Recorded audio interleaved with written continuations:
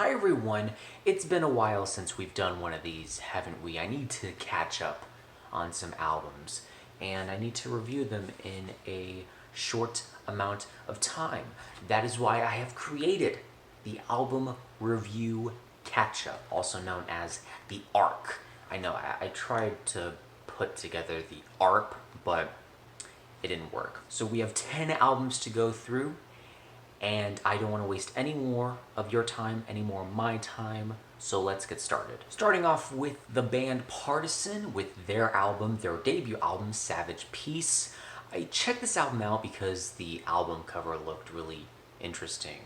I know I am very in tune with just album covers looking interesting and me checking them out. Sometimes I get really good albums, other times I get albums that are not so good. But this record over here, I think, is a pretty interesting debut. Unfortunately, it falls short for me because of just kind of how, I guess, uncharacteristic it is. It doesn't show me a lot of personality and a lot of character on this record. It's your usual blend of post-punk and shoegaze that sound pleasant, sound nice at the ear, sometimes can run a little long. Despite that though, there are some interesting songs on here that have a nice sound to them, and overall this album isn't bad on its own. It is pretty short, so that's a positive on Partisan, but personally I wanted more character. I wanted more of a personality. I wanted more on this record. And while I do see better albums in the future for this band, this definitely wasn't an album that excited me as much as I wish it did. Personally, it is a pretty solid B-. Check it out if you're curious, because I definitely think some people might like it. It's not the best post-punk in the world, but it might be up your alley. Lady Gaga comes up next with her recent album, Chromatica, and I was kinda hopeful going into this record because some of the singles to this album were really good. I personally enjoy Stupid Love. I love just the very sugary and bombastic and loud production behind this track, and the very just stupid lyrics behind this song. I mean, it does work with the song. It's catchy, it's fun to listen to, it's very danceable. I did also like the track with Ariana Grande, a very good song on that front. And, you know, the collaborations on this record are pretty good too. However, overall, while I think vocally Lady Gaga really stepped up her game on this record, production-wise, there are some songs that sound a little too sleek for me, very produced, overly produced. And I found the Chromatica interludes to be pretty pointless. And some songs for me also render forgettable. I don't know, it just kind of sounds like what she was doing in her 2010s era. And again, vocally, she does shine on this record. I really wanted that on her more popular records, like The Fame Monster and Art Pop, but other times on this record, I found her vocals to be a little, I guess, throwing it back to those sounds and those styles where it was very monotone and it didn't have a lot of dimension to it. I call these vocals Gaga-isms because they're just this weird, robotic, one-tone sound that happens more often than not on her very early records. However, this time her vocals are more dynamic, and the sound that she's utilizing is more of a Euro house and electropop sound, sometimes found on her early works, but this time it's definitely more enhanced than ever before. And while I do like some of the very playful, energetic, and anthemic songs on here, again, Stupid Love is, honest to God, a guilty pleasure of mine. This album for me just fell short for me in the long run. Personally, it is a very strong B-. Pearl Jam released this a while ago. I'm kind of, again, trying to catch up on albums. It's been a while since I've done one of these. But Pearl Jam released Gigaton, and honestly, I didn't mind Dance for the Clairvoyants. Look, it's not one of the best songs of the year, but it's definitely not terrible. It definitely has a Talking Heads vibe. So I was hoping for a musical shift in Pearl Jam, but unfortunately on this record, we're getting just more Pearl Jam. And if you enjoy Pearl Jam, you're gonna enjoy this album. However, I find Pearl Jam's newer material to be very stale and pretty much runs the gamut of what they already did in their 90s work, which I find great, by the way. 10 is an amazing record, but Gigaton, it's alright. It's nothing stellar. I just really found a lot of these songs to be very run-of-the-mill, very usual for the band.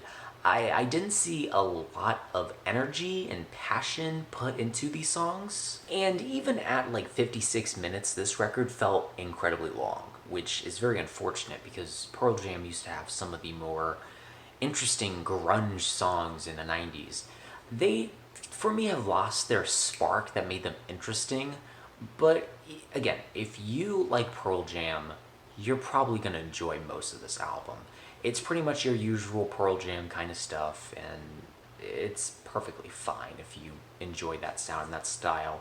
For me, I wish they would have done a little more adventure on this record. I really kind of wanted more of a dance for the clairvoyant sound, but it's a Pearl Jam record. That's about it.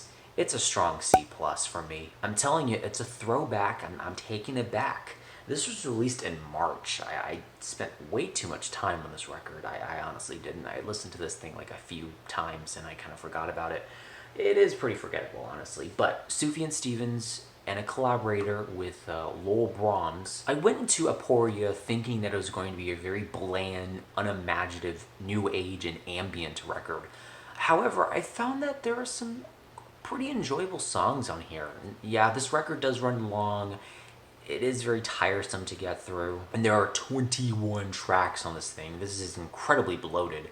But I didn't find any of these songs to be offensively bad. I mean, there are songs on here that are fine for a new age album. There are some songs that do sound ugh, but on the other hand, there are some pretty songs on this record. There is a day that I wish Sufjan Stevens would come back and actually make another album. It's been 5 years since Carrie and Lowell.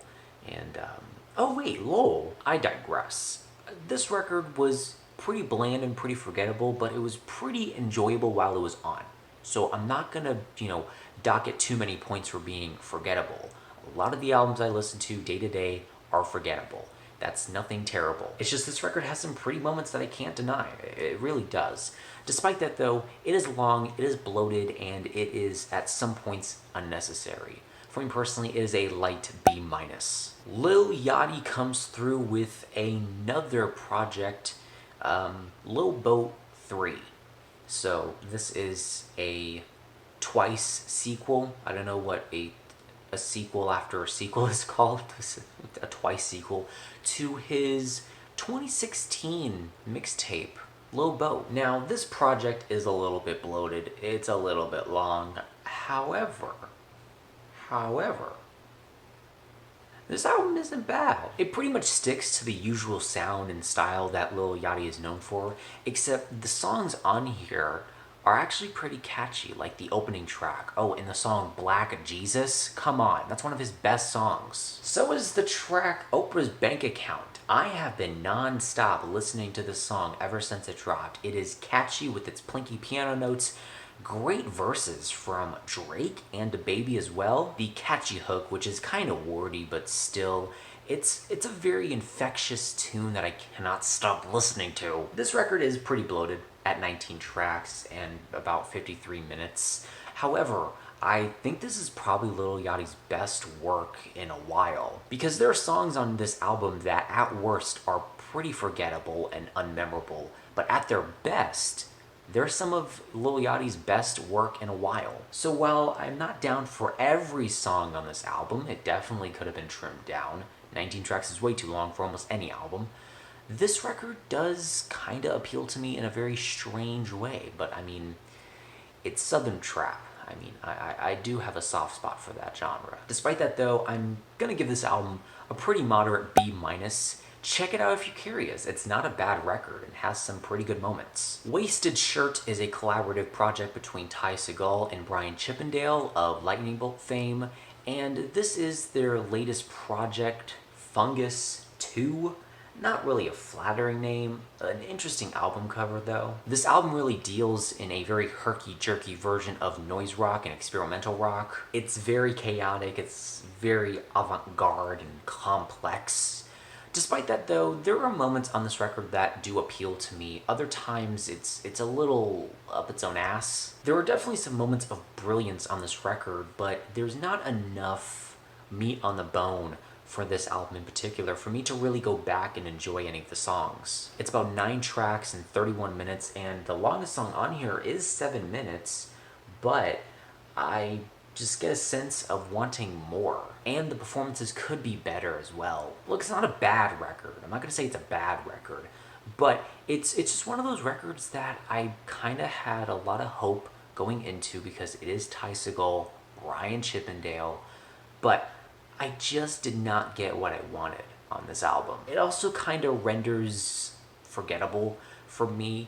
It's honestly nothing more than a B-, because there are some good moments on here. There really are. Other times it's just nothing important, personally. California crossover thrash and hardcore punk band Drain released their debut album, California Cursed, and overall, I definitely see a lot of potential here, but this album is just too short a breath for me to really fully love it. I love the opening track. It's a great song that introduces us to the album in a very good way. Despite that though, the rest of the songs kind of sound very samey to my ears, and while I do much appreciate the lyrics on this album, they kind of get lost in the instrumentation of the entire project. Because why listen to good lyrics when these songs aren't as panned out instrumentally? There are great songs on here, and I do have hope for Drain in the future because there's a lot of potential here, and I see it. They really need to hone in on the instrumental passages, on the guitars, and just the overall sound of the record could be better. There are some moments where the lyrics could be improved. They could be a little repetitive at some points, but other than those moments, I did find this record to be a pretty enjoyable crossover thrash and hardcore punk album. Definitely something that I, again, hope the band can conjure even more of on their next project. For me personally, it is a pretty solid B-. Clarence Clarity released an ambient album titled Dead Screen Scrolls, and I believe this was just recently put into streaming services. This was on Bandcamp for the longest time, and I had to listen to it over there, and now it's on streaming services, which is pretty nice. This collection of ambient tracks really has a Clarence Clarity touch to them. The very bright and glistening synths on this album are very pretty and definitely call to a Clarence Clarity mindset and sound. They are dense, they are atmospheric, but they all kind of run in the same fashion. They're all kind of samey, which is one thing that I really find difficult to gauge with most ambient records, whether or not it's samey or the same motif is running throughout all of these songs. But I definitely see a little bit of variation on other tracks, which helps me differentiate that this album is supposed to be at least somewhat different in each different song, even if it's very slightly. And there are slight differences, but there are other moments where I just feel like I'm getting a sense of deja vu and I'm listening to the song over again and I'm like, wait, did I just listen to the song? Despite those criticisms, there is a very apocalyptic feeling to this album, only one that Clarity can do in a weird way.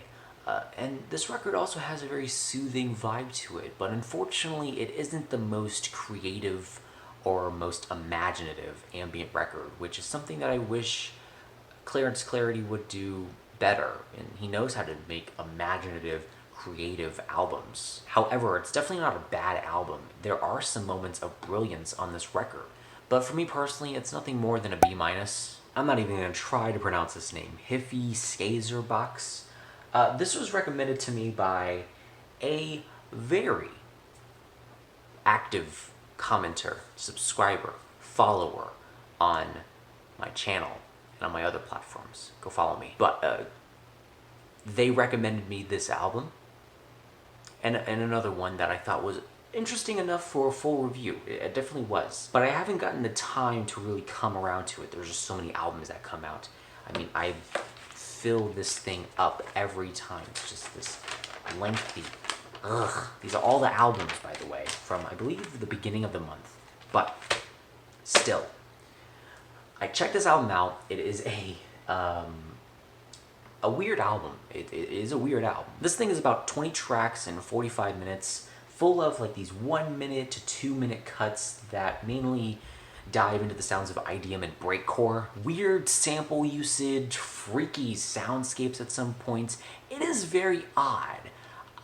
And I sometimes wish these songs themselves were a little more developed because they're very disconnected from one another, very dissonant and complex and weird and all over the place. And there's a little bit of a very sarcastic and funny tone to this album, especially on the 8th track on this album. I don't know what to say about this song. I really was on just wow. Also, some of the song titles on this record: Bake Me a Death Cake, Belly Button Booty Call, Painlessly Eating Shit, again, the 8th track on here. Masculine Men Making Multiple Masculine Men Mad. Communal Pornography is another song title. My Bussy. God, there's just so many weird things about this record. I guess one thing I find just so interesting about this album is how weird it is. The songs on here, for me personally, don't feel developed though. Like, I wish there was definitely more of like a extension with these songs. Like, I definitely feel like they could have been panned out a little bit better. Maybe that was the goal with this artist, but if that's the case, I still think it could have been better, right?